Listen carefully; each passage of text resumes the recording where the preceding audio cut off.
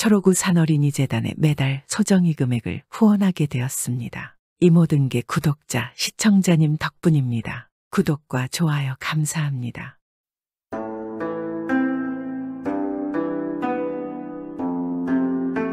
옛날 옛적에 어느 마을에는 나라에서 세 손가락 안에 드는 부자인 황부자라는 사람이 있었습니다.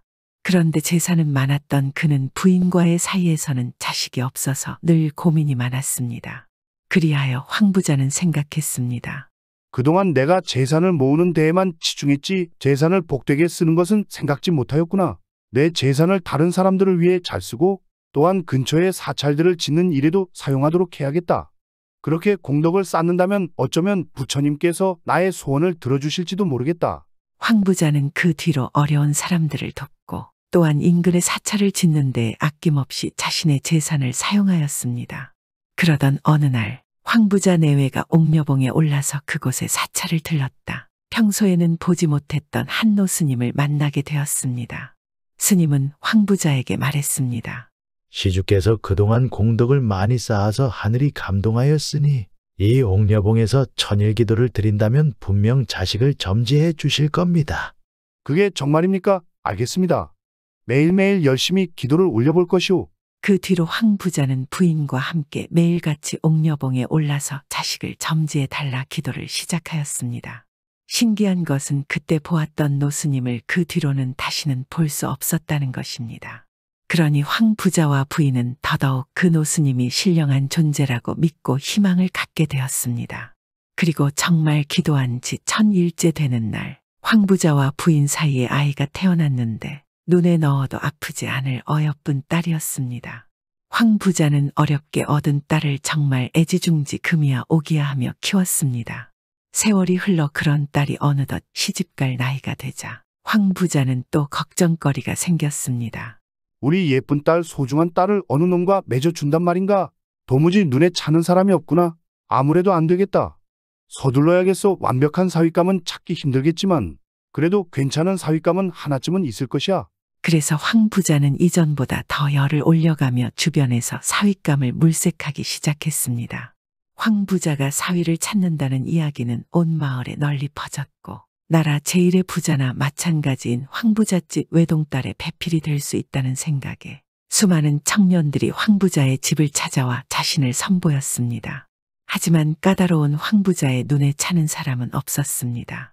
그렇게 황부자도 지쳐갈 때쯤 어느 날 황부자의 까다로운 심사에 더 이상 사윗감이 되겠다고 찾아오는 사람도 뜸해졌는데 갑자기 황부자의 집 대문을 열고 비단 옷을 잘 갖춰 입은 도운몽이라는 청년이 자신을 사위로 받아달라며 나타났습니다.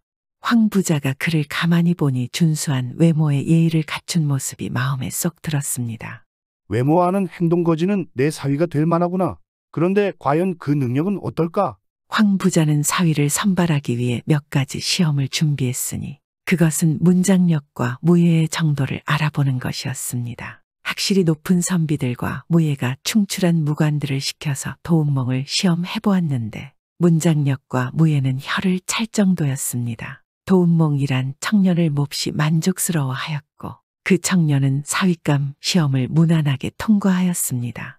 그리하여 황부자는 바로 도운몽이란 청년과 혼례 날을 잡아놓고 곧 혼인식을 하기로 약조를 하였습니다. 그런데 이게 웬일입니까? 그 다음 날 또 다른 청년이 황부자의 집을 찾아왔습니다.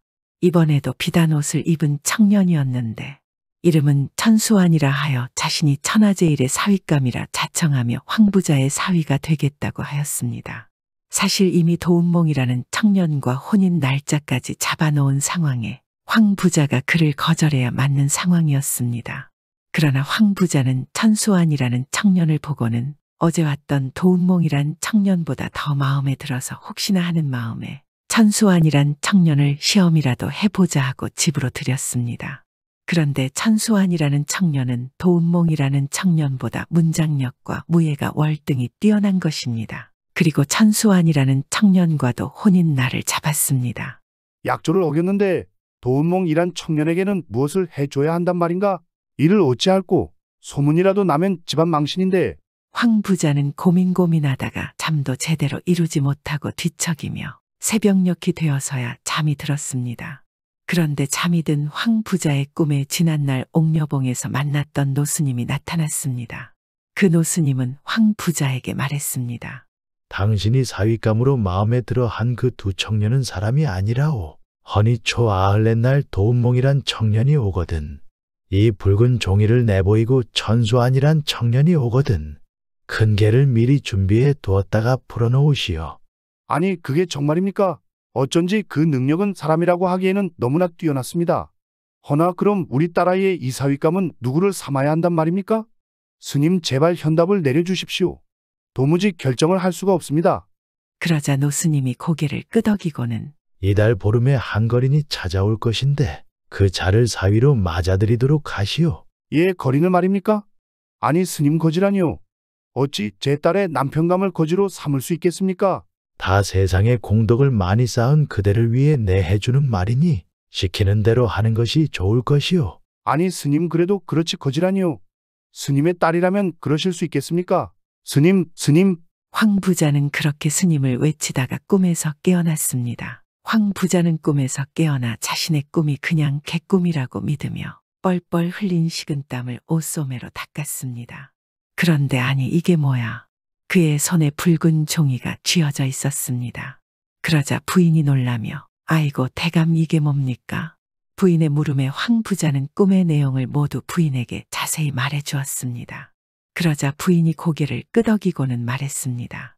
대감 꿈에서 스님께서 알려주신 대로 하시죠. 아니, 그게 무슨 소리요? 그럼 우리 딸을 거지와 혼인시켜야 한단 말이요. 이것은 보통 꿈이 아닙니다. 무조건 그대로 해야 해요. 그 스님 때문에 우리 딸을 점지 받을 수 있지 않았습니까? 황 부자는 부인의 확신에 찬 눈빛에 고개를 끄덕였습니다. 그렇게 황 부자는 부인의 설득에 고집을 꺾고 꿈에서 스님이 말한 대로 붉은 종이를 잘 보관해 두고 집에는 큰 개를 한 마리 들여놓았습니다. 그리고 또 수일이 지난 뒤에 약속한 날이 되어 황 부자의 집에 도운몽이 찾아 들어왔습니다. 그러자 황 부자는 내 이놈 사람도 아닌 것이 어딜 들어오느냐 하며 잘 보관해둔 붉은 종이를 꺼내 들고 도운몽에게 다가섰습니다. 도운몽은 붉은 종이를 보자마자 고통스러운 신음소리를 내며 커다란 지네로 변하여 죽어버렸습니다. 그러고 난 뒤 며칠 후에는 이번에는 천수환이 황 부자의 집에 찾아왔습니다. 그러자 황 부자는 이놈 사람도 아닌 것이 어딜 들어오느냐 썩 물러가라 하며 큰 소리와 함께 개를 풀어놓았습니다. 그러자 큰 개는 지체 없이 천수환에게 달려들었고 도망치지도 못하고 큰 개에 물려버렸습니다. 천수환은 큰 개에 물린 순간 늙은 노루로 변하여 죽어갔습니다. 그런 일이 지나고 보름이 되던 날 정말 황 부자의 집에 한 거지 청년이 찾아왔습니다. 이상한 노래를 부르며 바가지를 머리에 쓰고 덩실덩실 춤을 추는 그 청년은 세상에 둘도 없는 거지였습니다. 아니, 저놈이 내 사윗감이라고. 아무리 스님의 말이지만 이건 정말 말이 안 되는구나. 어떻게 저놈이 내 딸의 남군이란 말이야. 황 부자는 그 모습을 본 순간 머리를 한 대 세게 얻어맞은 듯하였습니다. 보다 못해 황 부자가 그 어린 청년을 쫓아내버리려고 벌떡 일어서는 순간 부인이 만류하는 것입니다. 황 부자는 할 수 없이 거린을 후하게 대접을 해주었으니 이 거린 청년은 느닷없는 부자의 환대와 대접에 어리둥절하고 있었습니다. 황 부자는 거기서 끝나지 않고 스님의 말대로 그를 사위로 맞아들이니 황 부자와 부인을 제외하고 그 사실을 모르고 있는 집안의 다른 가족들과 하인들은 도대체 이게 무슨 황당한 일인가 하고 어안이 벙벙해 하였습니다. 황 부자의 딸은 처음에는 당황하였으나 한눈에 이 어린 청년의 비범함을 알아보았고 부모의 말에 따라 그 청년과 순순히 혼인을 하였습니다. 그날 밤 황 부자의 꿈에 또 옥녀봉에서 만난 노스님이 나타났습니다. 어려운 결정이었을 텐데 잘하셨소. 스님, 어찌하여 제가 이리 해야 했던 겁니까? 어찌 멀쩡하고 좋은 청년들도 많은데 하필 거지가 내 사위라니요. 그 거린 청년은 보통 청년이 아니라오. 그는 본디 용궁의 대장군이었는데 부하의 잘못을 스스로 뒤집어쓰고 거북산이 되었고 그의 영혼은 옥고를 치르다가 근래에 들어 거지로 태어나게 되었소이다.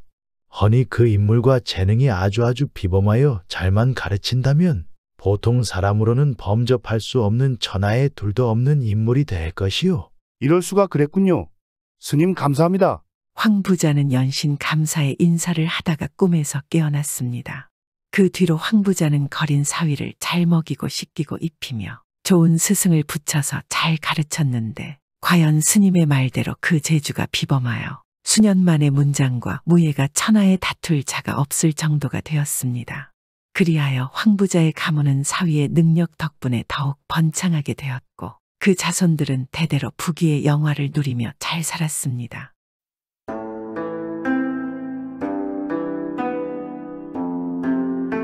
옛날 옛적 어느 마을에 지주의 땅에서 농부로 일하는 가난한 칠복이가 아내 꽃분이와 살고 있었습니다. 그런데 칠복이의 아내 꽃분이는 심성은 착하였으나 말이 너무나도 많은 여자여서 잠시도 생각이 난 말을 참지 못하고 그 말을 해야 직성이 풀리는 사람이었습니다. 그런 아내 때문에 칠복이는 늘 골치가 아픈 일이 아주 많았습니다. 하지만 착한 칠복이는 그래도 아내 꽃분이를 아주 사랑해 주었습니다. 하지만 부부 사이에 알고 있어야 할 비밀이 마을 사람들에게 공공연하게 소문이 나는 것은 칠복이도 썩 마음이 좋지만은 않았습니다. 그러던 어느 날이었습니다. 마을 친구를 우연히 길가에서 만나게 되었습니다. 아, 이보게. 자네 요즘에 엉덩이에 종기가 났다며? 아, 그걸 자네가 어찌하는가? 내 엉덩이를 언제 봤는가? 이 일은 아무도 모르는 일인데 말이야. 아니, 자네 아내가 우리 어머니한테 얘기를 했더라고. 많이 큰가? 이젠 좀 괜찮아졌는가? 세상에 어제 난 종기가 제 곰기도 전에 이 사람 저 사람 순식간에 온 마을 사람들이 칠복이의 종기 소식을 알게 되었으니 칠복이는 아내의 그 가벼운 입에 기가 막히고 코가 막힐 노릇이었습니다. 칠복이는 화가 나 바로 아내에게 찾아갔습니다. 아니 부인, 잠깐 이리 좀 오시오. 어머, 당신 오셨어요. 왜 이렇게 빨리 돌아오셨어요? 마을 사람들이 어째서 내 엉덩이에 난 종기를 다 알고 있는 것이오. 아, 왜 자꾸 말을 여기저기 하고 다니냐 이 말이오. 아니, 그게 그러니까 당신 엉덩이에 난 종기가 너무 아파 보이고 걱정돼서 혹시 빨리 종기를 낫게 하는 방법이 있나 하고 여기저기 물어보러 다닌 거예요? 전 그저 당신이 빨리 나으면 좋을 것 같아서 그만. 저는 당신을 위해서 그런 거였어요. 꽃분이는 화를 내려는 칠복이의 눈치를 살피며 울먹거렸습니다. 그러니 칠복이는 금세 마음이 누그러졌습니다. 그런 거였소? 그래도 내가 좀 부끄러우니까 그런 것은 웬만하면 우리끼리 잘 해결하면 어떻겠소? 세상에나, 제가 당신을 부끄럽게 했군요.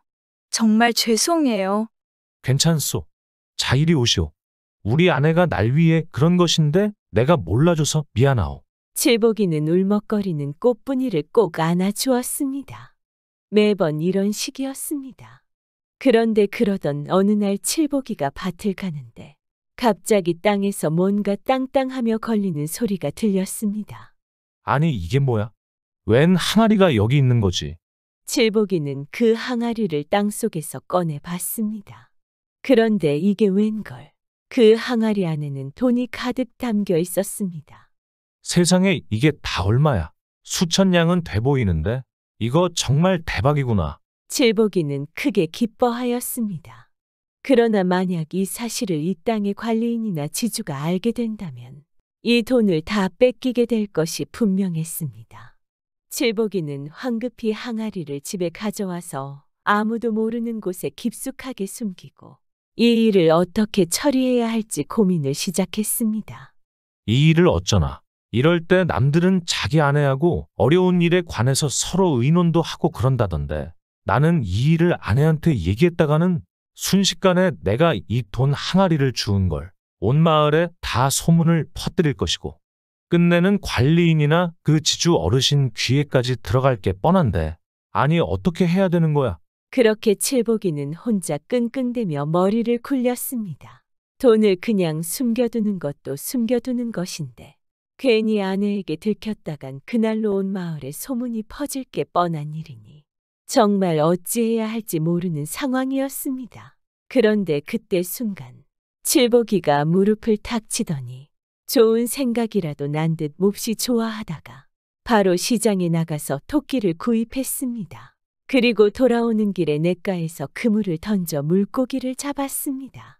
그리고 그 물고기를 꺼낸 뒤에는 그물 속에 물고기 대신 시장에서 구입한 토끼를 넣어두었습니다. 그 다음 숲으로 넘어가 나무 사이에 잡은 물고기들을 흩트려 놓았습니다. 이렇게 모든 준비를 마친 칠복이는 가쁜 숨을 몰아쉬며 집으로 돌아왔습니다.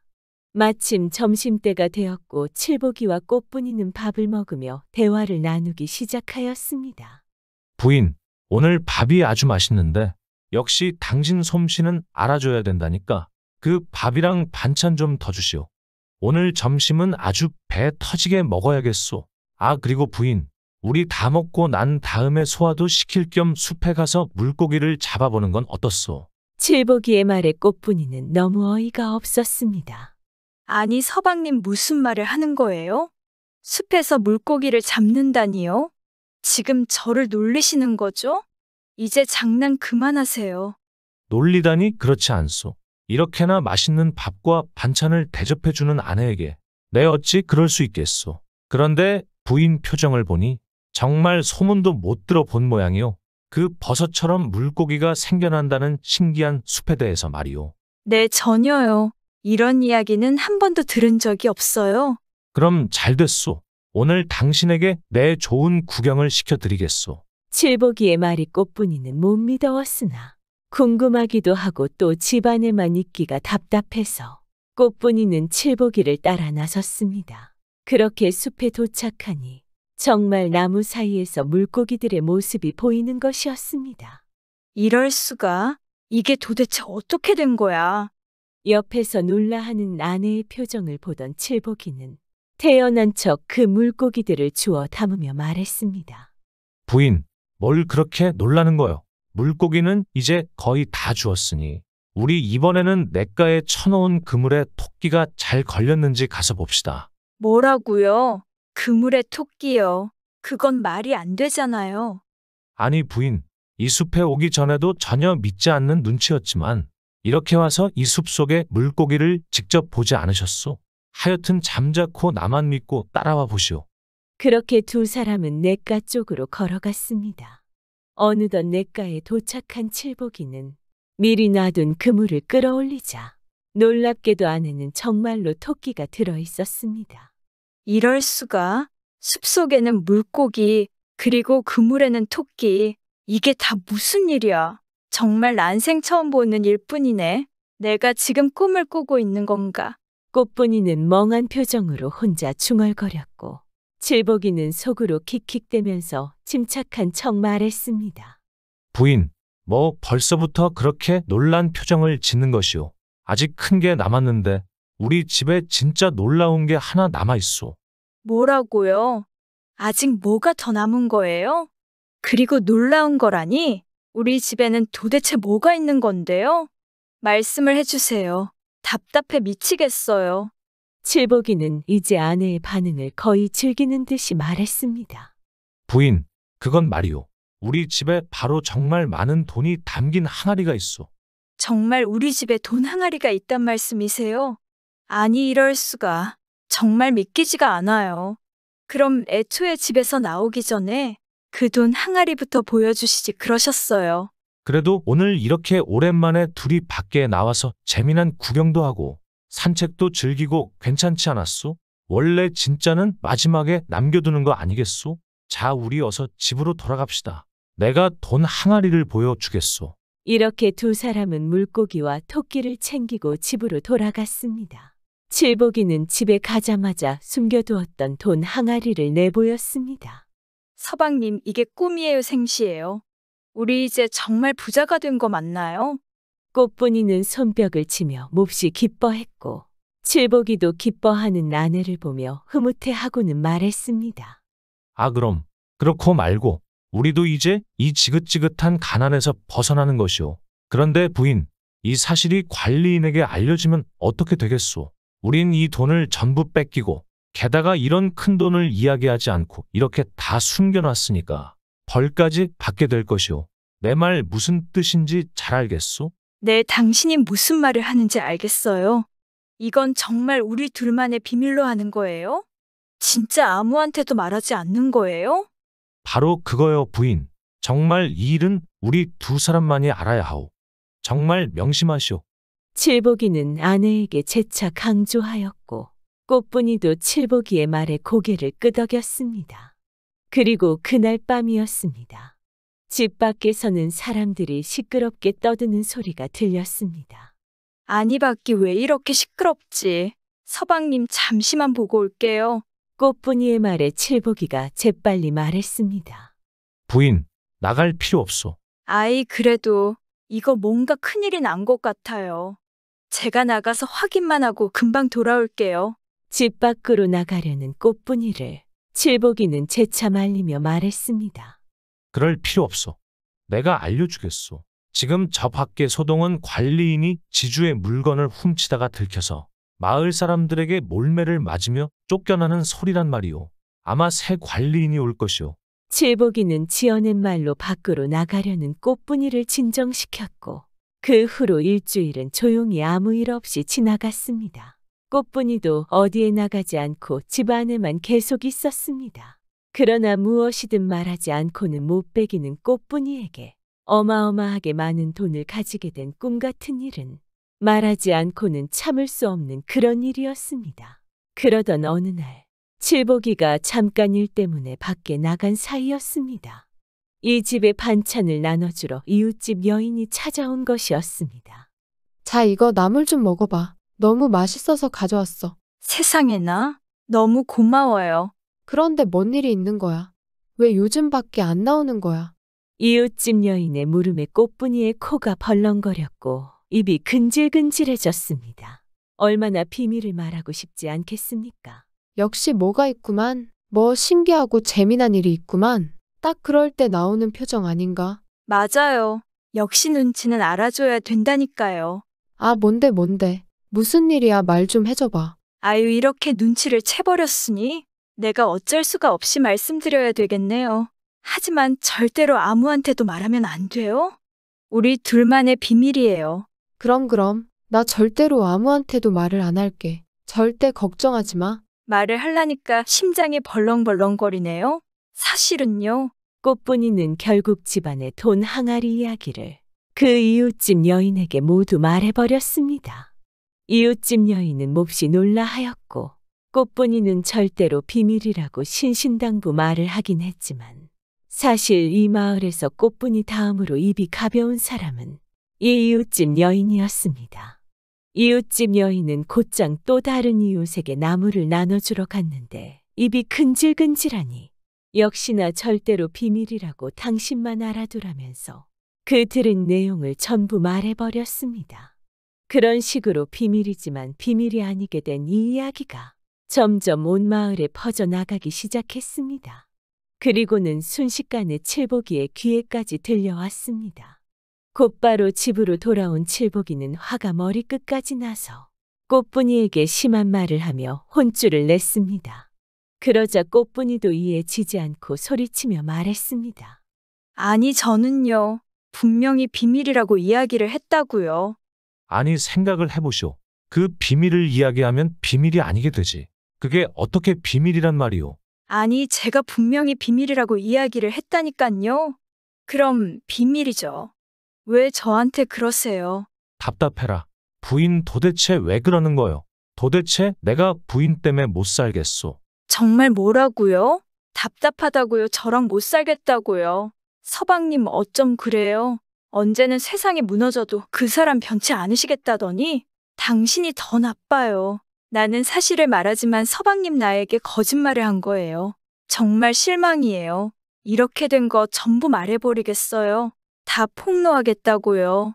꽃분이는 눈물을 흘리며 밖으로 뛰쳐나갔고 정말 아무나 붙잡고 집에 있는 돈 항아리 이야기를 하고 다녔습니다. 그러자 당연히 관리인도 이 사실을 알게 되었고 결국 칠복이는 관리인에게 불려가게 되었습니다. 관리인은 칠복이를 보고 물었습니다. 듣자 하니 자네가 밭에서 돈 항아리를 발견했다는데 정말인가? 아닙니다, 나으리. 돈 항아리라뇨. 저는 그런 거 본 적도 없습니다. 아니 근데 이야기가 너의 아내 입에서 나왔는데도 나한테 거짓말을 하는 것이냐? 아닙니다, 나으리. 그것이 분명 제 아내의 입에서 나온 말일 테지만 그런 이상한 말들이 한두 가지가 아닙니다. 요즘 제 아내가 안 좋은 병에 걸려서 아무 말이나 하고 또 자기 입에서 무슨 말이 나왔는지 자기도 모른다 이겁니다. 뭐 그래. 그런 병이 있단 말이지. 오라 그렇다면 확인을 해보면 되겠지. 여봐라 이자의 아내를 데려오거라. 이윽고 꽃분이가 불려왔고 관리인이 물었습니다. 솔직하게 말하거라. 너의 남편이 돈 항아리를 발견한 게 사실이냐? 네, 나으리 사실입니다. 꽃분이의 대답에 관리인은 칠보기를 보며 말했습니다. 잘 들었느냐? 자네 일에도 발뺌을 하겠는가? 아닙니다, 나으리. 사실이 아닙니다. 저게 다 병 때문에 저렇습니다. 지금 제 아내는 자신이 무슨 말을 했는지도 모를 겁니다. 그럼 언제 그 돈 항아리를 처음 봤는지 물어봐 보십시오. 관리인은 표정을 찌푸리며 꽃분이에게 물었습니다. 그 돈 항아리를 본 게 언제였느냐? 아, 그건 제가 정확히 기억하고 있습니다. 이상한 숲속에서 물고기를 주워온 날이었어요. 꽃분이의 말에 관리인은 조금 이상한 표정을 짓더니 말했습니다. 뭐라고? 이상한 숲에서 물고기를 주워와. 그게 뭔 소리인가 계속해서 말해보거라. 네, 알겠습니다. 그리고 난 다음에 냇가 그물에 토끼가 들어있어서 그것도 챙겨왔습니다. 이거 뭔가 말이 점점 이상한데 또 더 할 말이 남았느냐? 제 남편이 어이없게도 제가 병에 걸렸다고 하는데 저는 멀쩡합니다. 억울해요. 그리고 그날 밤 나으리께서는 마을에서 사람들에게 쫓겨다니고 계셨습니다. 그러고 보니까 그래서 새관리 나으리 오셨을 거라고 했는데 뭐라고? 아니 내가 누구에게 쫓겼다고? 그게 무슨 말이냐? 네, 나으리. 나쁘게는 생각하지 말아주십시오. 나으리께서 지주 어르신의 물건을 훔치다가 들켜서 마을 사람들에게 몰매를 얻어맞으며 쫓기고 계시지 않으셨습니까? 아니 이 여자가 지금 무슨 말도 안 되는 말을 하는 거야. 아까부터 정말 어이가 없는 소리만 하고 있지 않은가? 뭐 내가 그 마을 사람들한테 얻어맞고 쫓겨다녀. 참으로 어처구니가 없구나. 여봐라 그 아무도 없느냐? 그때 재빨리 칠보기가 관리인 앞에 무릎을 꿇고 나서서 말했습니다. 나으리, 정말 죄송합니다. 아까 말씀드리지 않았습니까? 제 불쌍한 아내가 이런 중병에 걸려서 나으리께 실수를 한 것입니다. 제 잘못입니다. 제가 아내를 잘 돌봤어야 하는데 저를 벌하시고 불쌍한 제 아내는 제발 한 번만 용서해 주십시오. 나으리 부탁드립니다. 관리인은 벌을 주려 했으나 병에 걸렸다는 그 아내의 심각한 상태를 보아하니 딱한 마음도 들고 또 칠보기가 무릎을 꿇고 울면서 용서를 구하니 이내 화났던 마음도 수그러졌습니다. 네, 원래는 너희 부부에게 벌을 주려고 했는데 그 요상한 병에 걸린 그 사정이 아주 딱하고 또 네가 이렇게까지 울며 애원하니 이번만은 너희 부부를 용서해 줄 것이야. 그러니 당장 내 눈앞에서 사라지거라. 그리고 빨리 그 몹쓸 병을 치료하거라. 관리인의 말이 끝나기가 무섭게 칠보기는 아내를 데리고 얼른 집으로 돌아갔습니다. 그렇게 너무나 다행스럽게도 아무 일 없이 무사히 집에 돌아오자 칠보기는 이내 긴장이 풀렸는지 크게 한숨을 쉬고 바닥에 털썩 주저앉아 버렸습니다. 그리고 그런 남편 칠보기의 모습을 본 꽃분이는 울면서 말했습니다. 당신 정말 너무해요. 그 권리 나으리와 마을 사람들 앞에서 나를 병에 걸린 사람 취급하다니 어떻게 그럴 수가 있어요. 그게 무슨 말이오? 그렇지 않소? 내 말을 잘 들어보시오. 당신은 병에 걸린 사람처럼 행동했을 뿐이오. 덕분에 저 돈 항아리가 우리에게 없다고 관리 나으리도 그리고 마을 사람들도 믿게 되는 것이고 이 모든 것이 전부 다 우리 부인 덕분이오. 서방님, 제 덕분이란 말씀이신 거예요? 아, 그렇소. 당신 덕에 저 큰 돈을 지켜냈으니 저 돈은 이제 다 당신 것이오. 모두 당신이 가지시오. 어머나 세상에, 제가 그리 기특한 일을 하다니. 그럼 뭐 제가 가지는 게 맞겠지만 어찌 저 혼자만 가지겠어요. 당신도 가끔 좀 드릴게요. 그러니 앞으로 저한테 잘하세요. 고맙소. 앞으로 내 당신에게 더 잘하겠소. 당신이 저 많은 돈을 지켜줬으니 말이오. 나는 늘 당신을 사랑하는 일을 게을리하지 않을 것이오. 그리고 부인, 앞으로는 말이오. 입을 항상 조심하시오. 그렇게 하면 화가 나는 일도 또 실수를 하는 일도 훨씬 적어질 거예요. 그러니 앞으로는 입을 무겁게 하고 늘 말을 조심해야 하오. 그 말 때문에 우리가 이 고생을 하고 서로 눈물을 흘리게 된 것이니까. 맞아요. 저도 이번에 어찌나 놀라고 무서웠는지 사실 제가 당신과의 비밀을 말해버려서 일이 이 지경이 되었다는 걸 알고는 있었어요. 그런데 그게 다 제 잘못 때문이라는 것이 마음이 너무 힘들고 또 무서워서 그래서 저도 모르게 그만 당신에게. 다 이해하오. 그럴 수 있소. 앞으로 그러지 않으면 될 일이오. 다 잘 넘어가지 않았소. 우리 앞으로 서로 믿고 의지하면서 사랑하며 살아가도록 합시다. 네, 저도 앞으로는 정말 입을 함부로 놀리지 않을 거예요. 정말로요. 꽃분이도 그제서야 긴장이 풀렸는지 주저앉아 눈물을 쏟기 시작했습니다. 칠복이는 그런 꽃분이를 안아주고 잘 달래주었습니다.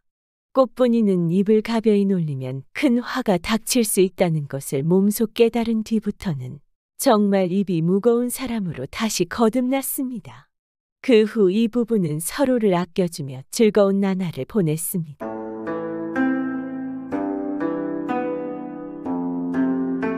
이번 이야기는 조선에서 역대 장님 중에서 제일 가는 점쟁이 이야기입니다. 지금 알려진 조선 최고의 점쟁이는 아마도 세조 때의 홍계관일 것입니다. 오늘도 재미있게 들어주세요. 조선 세조 때 홍계관이라는 장님 점쟁이가 살았습니다. 그 장님은 어찌나 점을 잘 쳤던지 무슨 일이나 백발백중으로 다 마쳤는데 특별히 사람의 운명을 점을 치는 데에는 더욱 신통하여 일생의 기륭 화복을 그야말로 척척 맞춰내니 누구나 다 감복하지 않는 사람이 없었습니다. 이런 홍계관에게 어떤 재상 한 분이 그와 한 동네에 살았는데 일찍이 청년 때 그에게 평생 살 운명을 점으로 청하였더니 그는 한참 묵상을 하다가 입맛을 쩍쩍 다시며 말하는 것입니다. 참 이상도 하다. 너의 운명으로 말하면 장래의 이름이 천하에 떨치고 장수하며 여러 관직을 겸직할 팔자나 살인할 애기 끼어서 남을 죽이고 그 죄로 형살이를 하고 집안은 풍지박산이 되어서 갖은 고생을 하게 될 팔자로구나. 아우 정말 안타깝구나. 청년은 말을 듣고 낙심하여 다시 재차 간청했습니다. 화를 회피할 방법이 없습니까? 그러자 홍계관은 머리를 설설 흔들며 내 수단으로서는 어찌할 도리가 없소. 청년은 마지막에는 화가 벌컥 나서 소리를 지르며 말하는 것입니다. 그러면 그대의 점친다는 것이 모두가 허망한 짓이 아닙니까? 내가 부귀공명에 장수까지 한다고 하면서 또 살인을 하고 감옥에 가거나 그렇지 않으면 집안이 풍지박산이 되어 죽는 것보다 못지않게 한평생 고생을 하겠다 하니 그런 모순되는 말이 어디 있습니까? 어떤 점쟁이도 그리 말할 수 있지 않습니까? 홍계관도 대답할 말이 없어서 한참 동안이나 다시 무슨 생각을 하더니 방법이 있기는 꼭 한 가지가 있는데 당신이 그것을 능히 실행할지 그것이 문제요. 그 방법은 별것이 아니라 참을 인자 한 자만 꼭 주의하면 되는 것이니 오늘부터라도 당신의 사는 집에다 안팎을 물러나고 기둥과 천정 방문 위 부엌 변소 등 뭐 어떠한 곳이든지 사람의 눈이 닿을 만한 곳이면 모두 참을 인자를 써붙여 두고 무슨 일이 생길 때마다 그것을 보고 그저 참기만 하면 자연 화를 면하고 따라서 타고나온 복을 완전하게 누리게 될 것이다. 청년은 홍계관이 보통의 점쟁이 같으면 그의 말을 흘려서 들었겠지만 홍계관은 원래가 이름난 점쟁이인 까닭에 그의 말을 꼭 신용하고 그 길로 집에 돌아가서 웬만한 곳이면 모두 참을 인자를 써붙이고 출입할 때와 거동할 때마다 글자를 보고 신중히 생각을 하였으니 자연 그것이 한 습관이 되어서 매사를 잘 참는 성격을 가지게 되었습니다. 그런 그가 장성하여서 장가를 든 후였습니다. 한 번은 한참 더운 여름철에 그가 아침 외출을 하였다가 술이 얼큰하게 취하여 밤이 늦게나 되어 집으로 돌아오는데 앞마당에 들어서며 은은한 달빛에 비춰본즉 자신의 부인이 대청에서 곤히 잠이 들어 자는데 대담하게도 어떤 상투뿐 젊은 남자와 같이 한 이불 속에서 얼굴을 나란히 맞대고 누워 있었습니다. 그는 취중에 그런 망측한 꼴을 보니 눈이 돌아가지 않았겠습니까? 당장에 연놈을 한 칼로 찔러 없애겠다는 나쁜 마음이 생겨서 아무 말도 하지 않고 즉시 부엌으로 들어가 식도를 찾아들었습니다. 그때 그의 눈에는 부엌벽에 써 붙인 참을 인자가 얼른 보였으니 단연간 봐온 참을 인자를 보고는 그는 한번 멈추고 가만히 생각을 하였습니다. 하지만 참는 것도 따로 있지. 그렇지만 또 이렇게 생각이 났습니다. 어떤 사내놈이 제 계집이 다른 남자와 한자리에 누워있는 것을 보고 그것까지 참는 것이야 어디 있으랴 하고는 다시 분한 마음이 격동되어 시퍼런 칼날을 달 아래 번쩍이며 마루 위로 뛰어올랐습니다. 거기에 누운 두 남녀의 생명은 바람 등잔불같이 위험하게 되었습니다. 그러나 마루벽과 대청 기둥의 곳곳이 써붙인 무수한 참을 인자가 또 그의 눈에 얼른 보이며 마음속에서 참아라 하는 소리가 들리는 것 같았습니다. 그는 칼을 들고 머뭇머뭇하는 중에 자기의 아내가 잠을 깨어 얼른 일어나며 아이고 서방님 언제 오셨습니까? 몸이 곤해서 잠깐 눕는다는 것이 아주 잠이 깊이 들었습니다.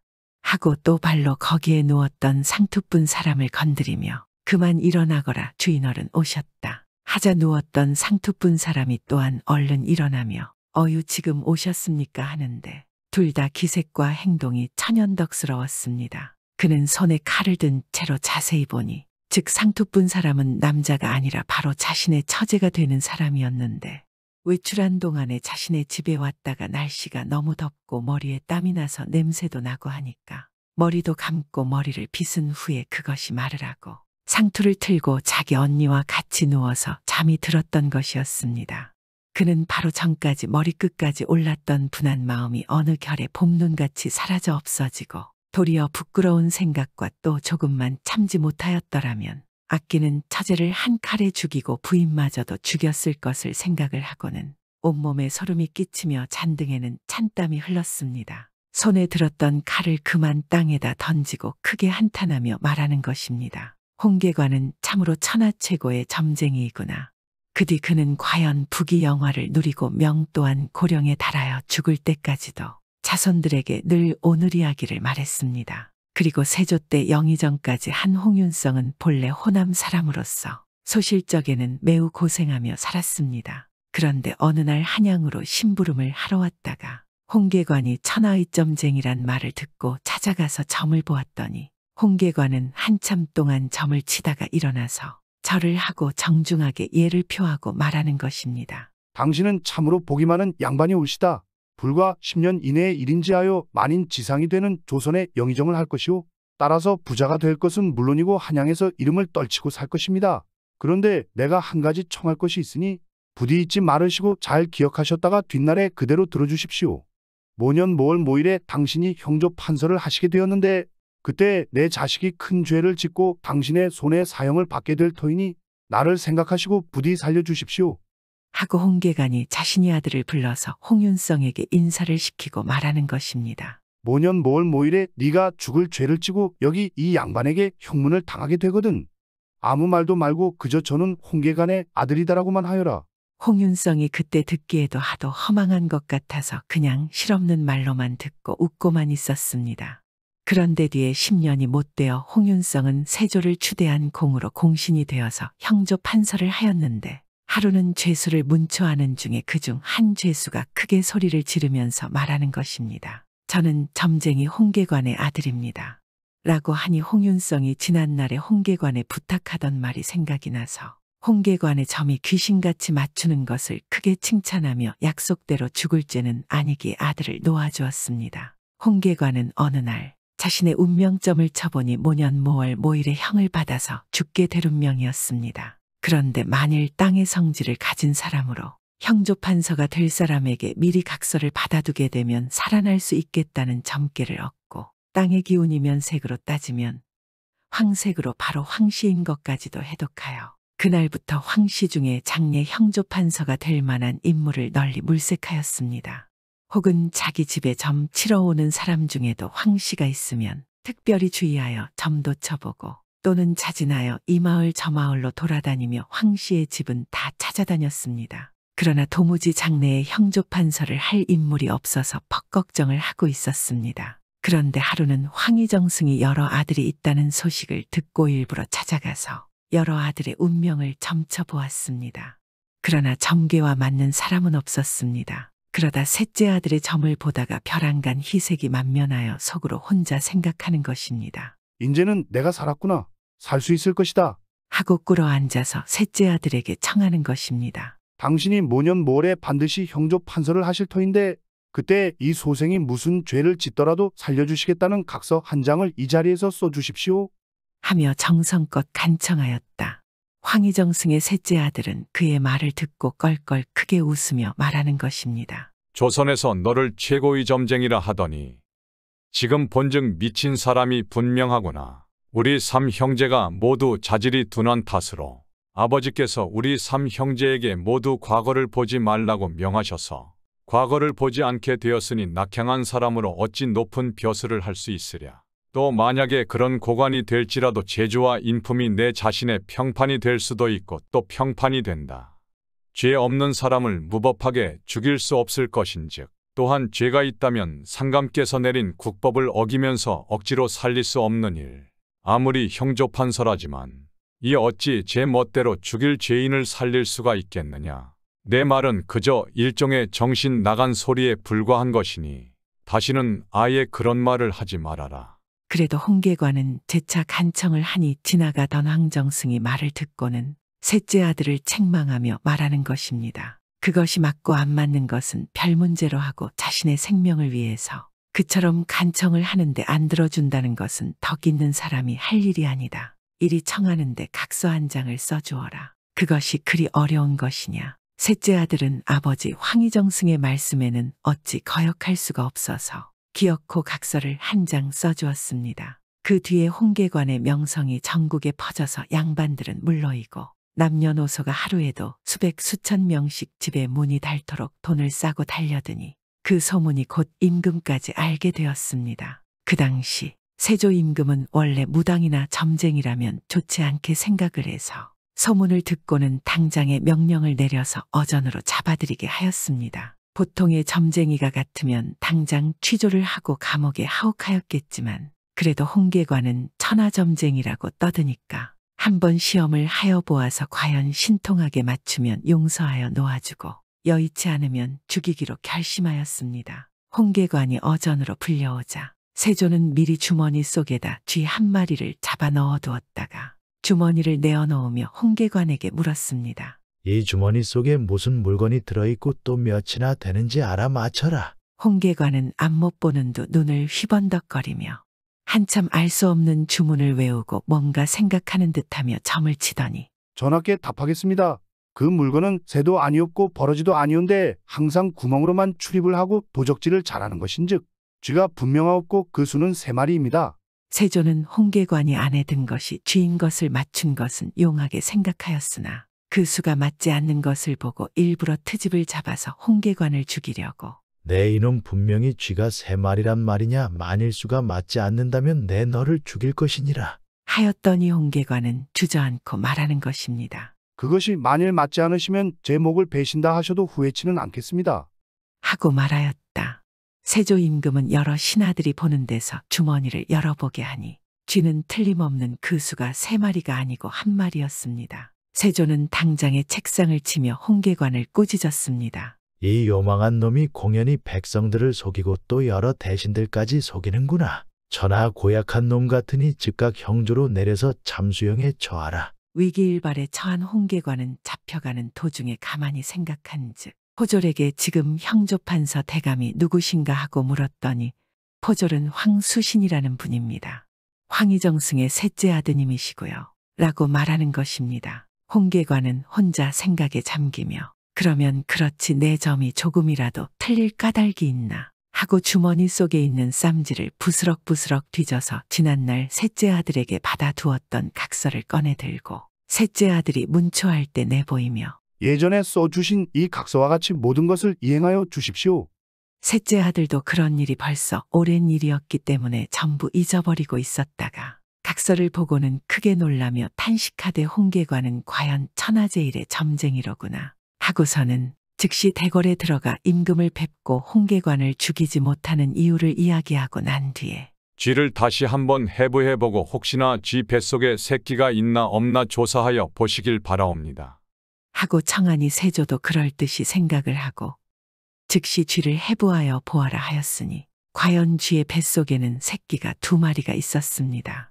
세조가 그것을 보고는 최고의 점쟁이라고 칭찬하면서 홍계관을 무사히 석방케 하고 그때부터는 황희정승의 셋째 아들에게 신중하게 일처리를 하였다 칭찬하고서 그 후에는 정승의 자리까지 앉혔습니다. 오늘 이야기는 정말 옛날 이야기입니다. 그냥 재미있게 보셨다면 고맙겠습니다. 요즘도 우리 주위에 많은 역술인들이 많습니다. 그런데 종종 자신의 이득을 위해서 탐욕하며 사람들을 기만한 역술인도 있습니다. 이런 사람들은 자신의 말로를 알까요? 저는 역술인이 아니지만 알 것 같습니다. 반드시 죄값을 받을 것이라는 것을.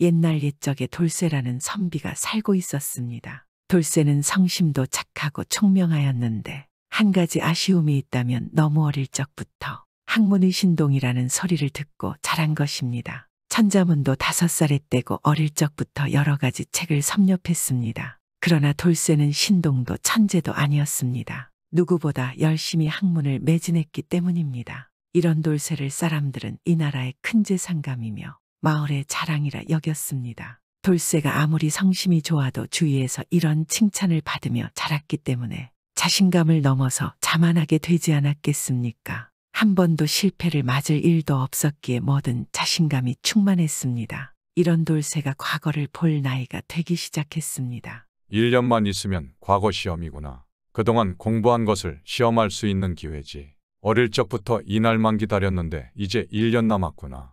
아마 과거의 합격은 당연한 것이고 장원급제 해야 당연한 것 아니겠는가. 어릴 때부터 신동이고 또 남보다 열심히 하지 않았더냐.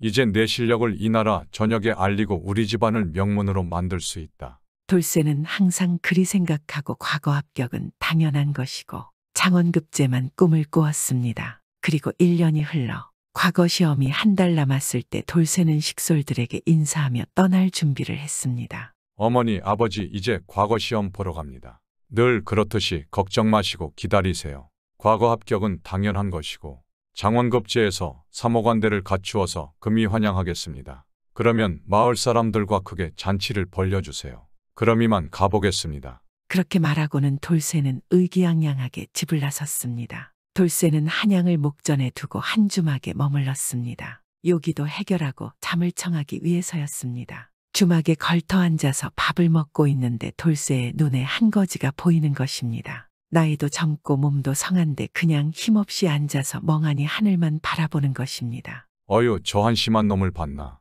아직 젊고 몸도 성한 놈이 어찌 이리 구걸을 하면서 사는 게지. 저런 놈한테는 절대 적선해서 안 되지. 사람들이 가엾게 여겨서 적선을 해주니 저리 사는 게지. 그런데 그때 돌쇠의 눈에 이상한 광경이 목격되었습니다. 주모로 보이는 안악이 국밥을 한 그릇 정성껏 만들어 갖다 주는 것입니다. 어떻게 보면 자신이 돈 주고 먹는 것보다 더 푸짐한 것입니다. 돌쇠는 의아해하며 보고 있는데 주모가 거지에게 밥을 주고 걸어오는 것입니다. 그래서 돌쇠는 주모에게 물었습니다. 어이 이보게, 자네 저거지랑 무슨 관계가 있나? 왜 파는 국밥을 그냥 주는 겐가? 그러자 주모가 거지의 눈치를 한 번 보더니 돌쇠에게 다가가 말했습니다. 그것이 말입니다. 피치 못할 사정이 있습니다. 그러자 돌쇠가 재차 물었습니다. 그러니깐 무슨 사정이 있는 것이오? 저거지는 몸도 성하고 나이도 젊은데 어찌 일할 생각은 안 하고 저리 구걸을 한단 말이오. 자네처럼 선한 사람들이 적선을 해주니 저거지가 일할 생각도 안 하고 저리 사는 게 아니오. 그러자 주모가 돌쇠를 보며 말했습니다. 저분은 원래부터 저런 것은 아닙니다. 행색은 초라한 거지이지만 반듯한 선비이옵니다. 뭐라 하였는가 저거지가 선비라고. 정말 놀랄 일이군. 근데 어찌 선비가 저리 구걸을 하며 넋을 놓고 있는 게지. 그것이 저 선비는 어릴 적부터 신동이라고 마을에 찾아 있습니다. 천자문도 일찍 떼고 사서삼경도 익혔습니다. 그래서 마을 사람들은 나라의 큰 재상이 될 것이라 모두 말했지요. 또한 성품도 착해서 남한테 해를 끼치는 일은 절대 하지 않았습니다. 그런데 문제는 한 번도 과거 시험을 보지 않았기에 늘 자신만만했습니다. 이해가 안 가는구만. 저런 신동이라면 과거 시험은 그냥 붙을 터인데. 아니지, 장원급제는 해야 하는 게 아닌가. 그런데 항상 사람들의 칭찬받으며 자라서 그런지 선비님 말대로 과거 시험은 그냥 붙는 것이고 장원급제도 따놓은 당상이라 생각했지요. 그래서 첫 과거 시험만 기다렸습니다. 그리고 드디어 과거 시험을 보았는데 신동이라고 생각한 마을 사람들의 생각과 다르게 장원급제도 아닌 과거 시험도 떨어진 것이지요. 그 이후 집에 와서 아무것도 하지 않고 넋만 놓고 하늘만 보고 있습니다. 설상가상 부모님도 세상을 떠나고 가사는 탕진하여 저리 거리에서 구걸을 하고 있습니다. 아마도 한 번도 살면서 실패를 당해본 적이 없어서 처리된 것이라 사람들은 말한답니다. 과거 시험이 첫 실패인 것이지요. 그래서 근처에 오면 끼니라도 해결하라고 국밥을 주고 있습니다. 언젠가는 정신을 다시 차리고 옛날로 돌아가지 않을까 하고요. 주모의 말에 돌쇠는 머리를 쇠망치로 맞는 기분이 들었습니다. 저거지가 자기와 너무 닮았기 때문입니다. 어릴 적부터 신동이라 사람들이 떠받쳐준 자신과 너무 똑같은 것입니다. 돌쇠는 하늘을 찔렀던 자신감이 갑자기 사라지고 불안해졌습니다. 그리고 드디어 과거 시험이 시작되고 돌쇠는 시험장에 들어갔습니다. 돌쇠는 두근거리는 가슴을 진정시킬 수 없었습니다. 왜냐하면 바로 오늘이 그동안 자신이 열심히 글 공부를 한 성과를 마음껏 발휘하는 날이기 때문입니다. 그런데 자꾸 주막에서 본거지가 떠오르는 것입니다. 할 수 있어. 나는 할 수 있어. 나는 그 거지처럼 되지 않을 것이야. 그자는 시험 볼 때 운이 안 따라준 것이 확실해. 돌쇠는 떨리는 가슴을 진정시키며 자신에게 주문을 걸었습니다. 그렇게 수많은 선비들과 함께 돌쇠는 과거장으로 걸음으로 옮겼습니다. 자신과 함께 공부를 한 학우들 또한 많이 보였습니다. 그들과 인사를 나누고 싶었지만 그들의 표정을 보건대 그런 여유는 없어 보였습니다. 뭐가 이렇게 초조하지? 긴장하면 제 실력을 발휘할 수 없을 텐데 말이야. 돌쇠는 그러면서 붓을 찐 손을 벌벌 떨고 있었습니다. 그렇게 과거 시험이 시작되었습니다. 돌쇠는 떨리는 마음으로 과거 시제를 기다렸습니다. 내가 공부한 것이 나와야 하는데, 내가 공부한 것이 나와줘야 하는데. 돌쇠는 처음으로 하늘에 대고 간절히 빌었습니다. 그만큼 시제가 무엇이 나오는가는 아주 중요했습니다. 하지만 그런 돌쇠의 기대는 처참히 무너졌습니다. 저게 뭐야? 도대체 무슨 뜻이야? 내 글이 서책을 보았건만 저런 문장은 처음이야. 과거 시제가 생전 본 적도 알지도 못하는 것이 나왔기 때문입니다. 돌쇠는 계속 자신의 눈을 비비며 믿기지 않는 듯 시제를 읽어봤습니다. 하지만 역시 자신이 알지 못하는 것이 분명했습니다. 이럴 수가. 아무것도 생각이 나지 않는구나. 내가 어떻게 준비한 과거인데. 어릴 때부터 이 날만을 기다렸는데. 돌쇠는 좌절했습니다. 그렇게 그는 과거 시험지에 아무 말이나 휘갈겨 쓰고는 과거장을 빠져나왔습니다. 장원급제는커녕 합격도 못하게 생겼으니 집에 가서 부모님 얼굴을 어찌 본단 말인가. 두렵구나. 두려워. 마을 사람들에게도 장원급제하고 돌아오겠다고 호언장담을 해놨는데. 돌쇠는 다시 고향으로 돌아가지 못하고 전전긍긍하며 한양 객점에서 허송세월을 보냈습니다. 그는 매일 한양 도성을 유령처럼 돌아다니며 앞으로 어찌해야 하는지 갈피를 잡지 못하였습니다. 그렇게 걷고 또 걷다 보니 그의 집신이 다 해져서 떨어지고 여분으로 챙겨온 집신은 이미 다 사용하고 없는 상태였습니다. 집신이 다 떨어졌구나. 마치 집신이 나와 같은 신세로구나. 다 떨어져서 쓸모없는 상태니 내가 딱 이 짝이니 나도 더 이상 아무것도 할 수가 없구나. 돌쇠는 다 떨어진 집신을 보며 고개를 절레절레 흔들었습니다. 그런데 그때였습니다. 집신 고쳐드립니다. 집신 고쳐드려요. 다 떨어진 집신을 새 집신처럼 엮어드립니다. 돌쇠의 귀에 웬 소년의 우렁찬 목소리가 들려왔습니다. 집신을 고쳐 마침 잘 되었구만. 새로 살 집신값도 없었는데. 돌쇠는 열심히 소리를 지르고 있는 소년에게 다가갔습니다. 소년의 행색은 아주 초라했습니다. 다 떨어진 옷의 얼굴은 시커멓고 피죽도 제대로 못 먹은 듯 헬쓱하였습니다. 그럼에도 눈빛을 초롱초롱 빛내며 미소를 가득 머금고 소리를 지르고 있었습니다. 돌쇠는 아이를 불렀습니다. 얘야, 집신을 다시 새 집신처럼 만들어준다고 그게 정말이냐? 돌쇠의 질문에 소년이 눈을 반짝이며 다가와 돌쇠 앞에 엎죽 엎드렸습니다. 그리고는 돌쇠의 집신을 요리조리 살펴보았습니다.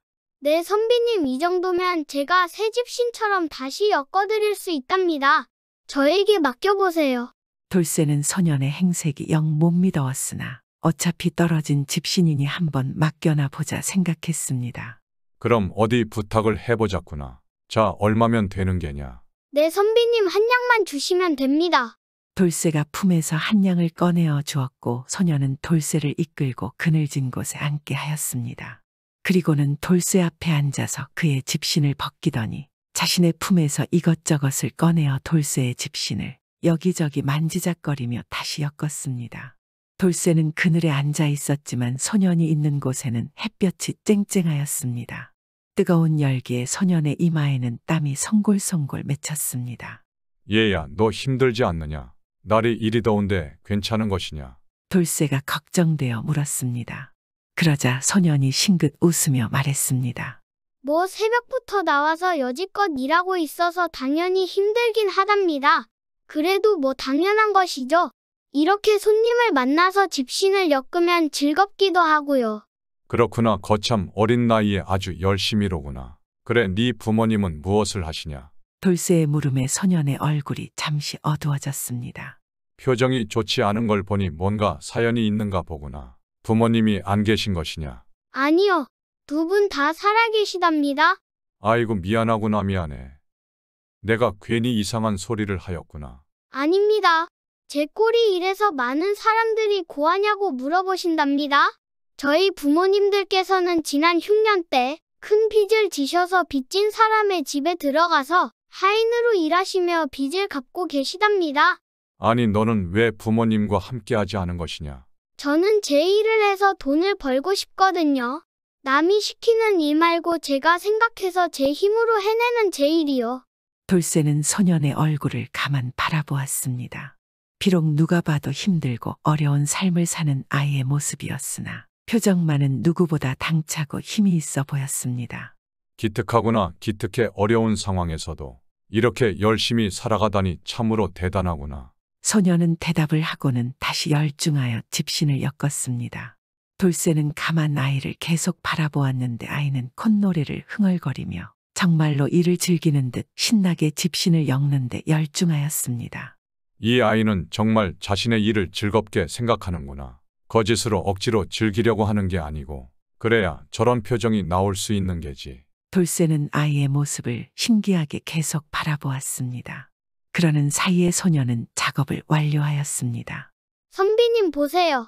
집신을 다 고쳤답니다. 그래 고맙구나. 어디 한번 보자. 돌쇠는 소년이 건네주는 집신을 살펴보았습니다. 정말 마치 새 집신인 것처럼 튼튼하게 잘 엮여져 있었습니다. 너 대단한데 열심히만 하는 게 아니고 정말 재주가 좋은 아이로구나. 감사합니다. 과찬이세요. 이것만 매일매일 하는데 이 정도 실력은 되어야죠. 소년이 어깨를 으쓱대며 말했습니다. 그러자 돌쇠가 웃으며 소년의 머리를 쓰다듬어 주다가 문득 물었습니다. 아니, 그런데 얘야, 뭐 하나만 물어보자꾸나. 계속 궁금해서 그러는데. 네, 선비님, 네, 무엇이든 물어보세요. 다 말해줄 수 있습니다. 그래, 너는 그렇게 집신을 고치는 일이 즐거운 것이냐? 일하는 내내 표정이 아주 좋더구나. 콧노래도 계속 부르고 말이다. 네, 그럼요. 정말 즐거워요. 소년의 대답에 돌쇠는 고개를 갸우뚱하며 다시 물었습니다. 아니, 너의 상황이 즐겁기가 힘든 상황이지 않느냐? 부모님은 큰 빚을 지고 하인 생활을 하고 너도 생활이 영 힘들어 보이는데 말이야. 그런데 어떻게 그렇게 집신을 엮는 것이 즐거울 수 있는 것이냐? 돌쇠의 물음에 소년이 돌쇠를 가만 바라보다가 웃으며 말했습니다. 저는 제가 엮는 것은 단순히 집신이 아니라고 생각한답니다. 그럼 무엇이냐면 제가 엮는 것은 제 희망이에요. 제 꿈이고요. 저는 이렇게 집신을 고치고 엮어서 번 돈으로 저만의 집신 가게를 차릴 거예요.